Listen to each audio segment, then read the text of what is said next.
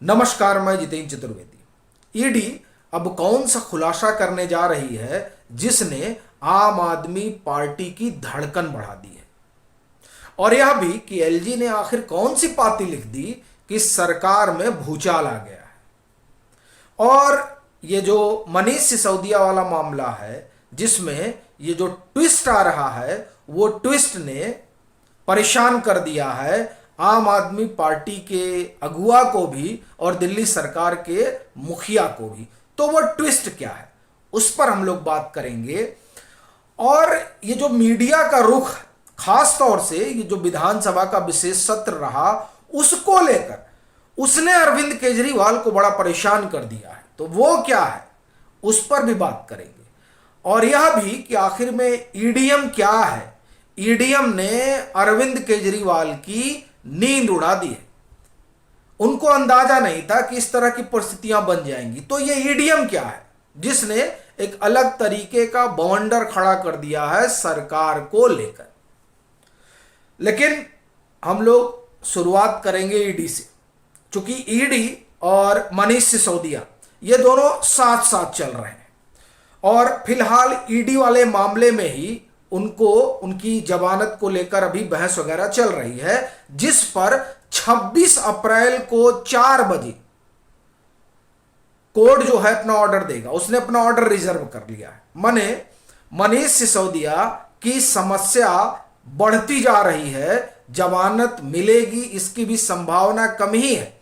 उसके कारण पहली चीज तो यही कि सीबीआई वाले मामले में उनको जमानत मिली नहीं है, तो ईडी वाले में कैसे मिल जाएगी, यहां तो और भी कठिन होता है। एक दूसरा, ईडी जो खुलासा करने जा रही है वो खुलासा मनीष सिसोदिया की समस्या बढ़ाएगा और साथ ही साथ अरविंद केजरीवाल के लिए भी एक अलग तरह की पृष्ठभूमि तैयार करेगा।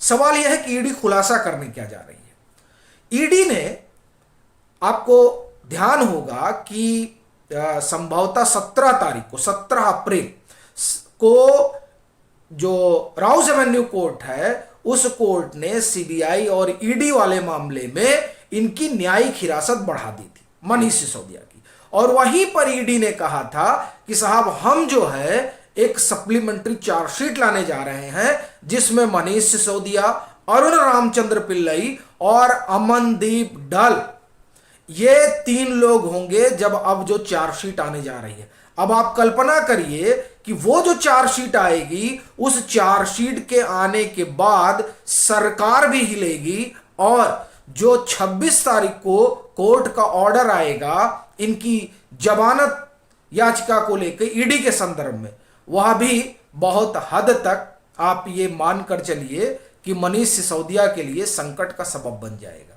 और ये इसलिए कह रहा हूं क्योंकि मनीष सिसोदिया ने पिछले 1-1.5 महीने में जो 26 फरवरी को हिरासत में उनको एजेंसियों ने लिया था, और उसके बाद जो तमाम बयान दर्ज हुए हैं, उस बयान में आप देखें कि जो सीबीआई वाले मामले में जब इनकी जमानत याचिका खारिज की गई थी, तो उसमें जो टिप्पणी कोर्ट की है वो दरअसल ये बताती है कि किस तरह की भूमिका मनीष सिसोदिया की रही इस पूरे मामले में। और अरुण रामचंद्र पिल्लई को लेकर जब लिखा जाएगा तो स्वाभाविक है कि उसमें फिर के कविता का भी नाम आएगा, और दोबारा अरविंद केजरीवाल का भी नाम आएगा, विजय नायर का भी नाम आएगा। ये सारे नाम फिर घूम फिर के आएंगे।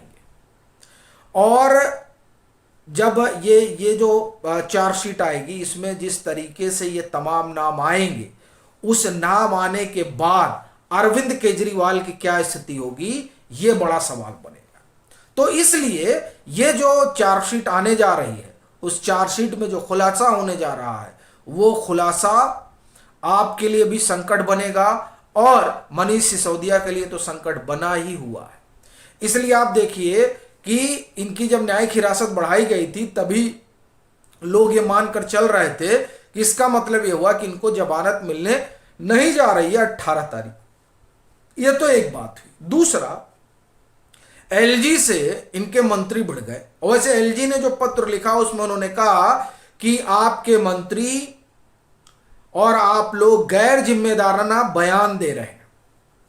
उन्होंने मेंशन किया कि 15 अप्रैल को आपके मंत्री कह रहे हैं कि एलजी ने फाइल पास नहीं की और हमने 11 अप्रैल को ही पास कर दी थी। अब सबूत दीजिए, नहीं तो लेने के देने पड़ जाएंगे। और आपको ध्यान हो तो ये जब विशेष सत्र बुलाया गया तो विशेष सत्र को लेकर बाकायदे दिल्ली विधानसभा में ये कहा गया कि ये जो पत्र एलजी ने मुख्यमंत्री को लिखा वो पत्र लीक कैसे हुआ, इस मामले की इंक्वायरी होनी चाहिए। और उसमें वो एलजी को कटघरे में खड़ा कर रहे थे। और बिजली सब्सिडी वाले मामले में भी एलजी को कटघरे में खड़ा करने की कवायद थी। लेकिन अब जो एलजी ने पत्र लिखा है उस पत्र के बाद एक अलग तरह का माहौल बन चुका है और दिल्ली के एलजी और सरकार के बीच में फिर एक बार ठनी है। लेकिन अब अगर ये सबूत नहीं देंगे तो हो सकता है एलजी जो है इनके ऊपर डिफेमेशन का केस कर दे। और वैसे भी अभी एक केस तो डिफेमेशन का ही है, वो डिग्री वाले मामले में। तो ये इनके लिए समस्या बड़ी जटिल होती जा रही है। अब जो तीसरी बात हम लोगों को करनी है, मीडिया। सोमवार को विशेष सत्र बुलाया जाता है और वहां अरविंद केजरीवाल एक कहानी सुनाते हैं और वो अपेक्षा रखते हैं कि मीडिया उनके उस कहानी को टेलीकास्ट करे। क्यों भाई?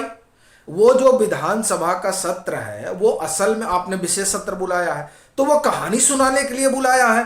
तो मीडिया कहानी अगर आप सुनाते हैं तो वो तो टेलीकास्ट नहीं करेगी। हाँ, ये अलग बात है कि ये जो विज्ञापन का मसला है और तमाम चीजें हैं उसको लेकर उनको ऐसा लगा होगा कि ऐसा होना चाहिए। अब पिछली बार चूंकि जब वो अडानी और पीएम पर हमलावर थे अडानी के बहाने, तो उसको लोगों ने दिखाया। लेकिन अब आप कहानी सुना रहे हैं तो शायद मीडिया को ये पता था कि कहानी सुना रहे हैं और कहानी में किसी की दिलचस्पी नहीं है। और फिर ये भी कि जिसको लेकर आप कहानी सुना रहे हैं उसका एक बड़ा समर्थक वर्ग है, अगर वो कहीं बाइकआउट करने लगा तो यह भी एक संभवतः कारण रहा होगा। लेकिन ये जो कुछ वो विशेष सत्र में कह रहे थे उसको लेकर मीडिया ने कोई तवज्जो नहीं दी और एक तरीके से इसे बहिष्कार के रूप में देखा जा रहा है। और वो बहिष्कार लग रहा है कि अरविंद केजरीवाल को बड़ा नागवार गुजरा तभी जब वो अपना भाषण देकर विधानसभा के विशेष सत्र में बाहर आते हैं तो यही कहते हैं कि उसको आप लोग दिखाइए, बाकी हमारे पास कहने के लिए कुछ है नहीं। अब वही बात बाहर बोल देते तो भाई सब दिखा देता, क्योंकि सभी लोग जान रहे हैं कि आप तो वहाँ जो है विशेषाधिकार आपको हासिल है, कुछ हो सकता नहीं है। बाहर आप बोलिए तो हो सकता है कि बैनर पोस्टर की खबर बनती, बैनर खबर बनती, लेकिन तो बैनर भी खबर कहीं नहीं दिखी। तो इसलिए लग रहा है कि मीडिया ने अब तय कर लिया है कि करना क्या है और यह बात भी जो है संभवतः पसंद नहीं आ रही है, ठीक नहीं आ रही है, मतलब उनको नहीं लग रही होगी। अब आखिरी बात जिस पर हम लोगों ने जो ईडीएम क्या है उस पर आते हैं। अभी हमने आपसे ईडी की बात की और मीडिया की बात की। तो ईडीएम, ईडीएम, तो E for enforcement directorate, D for Delhi के एलजी और एम फॉर मीडिया।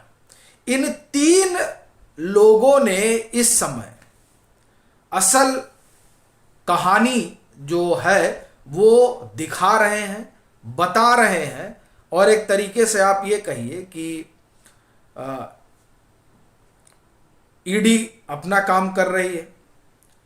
मीडिया ने जो बहिष्कार किया खास तौर से उनके विशेष सत्र वाले भाषण का, वो खासा चर्चा का विषय है।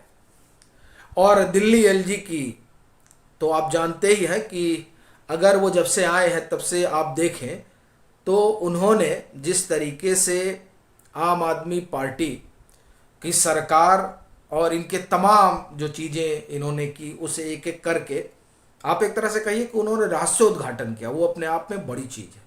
तो ये जो तीन चीज़ें हैं ईडीएम, इन्होंने आम आदमी पार्टी के होश तो पाख्ता कर ही दिए हैं और यही वजह है कि अब उनके लिए एक अलग तरीके का संकट दिखाई दे रहा है। आप क्या सोचते हैं जरूर साझा करिए। वीडियो को खूब लाइक कीजिए और खूब शेयर कीजिए।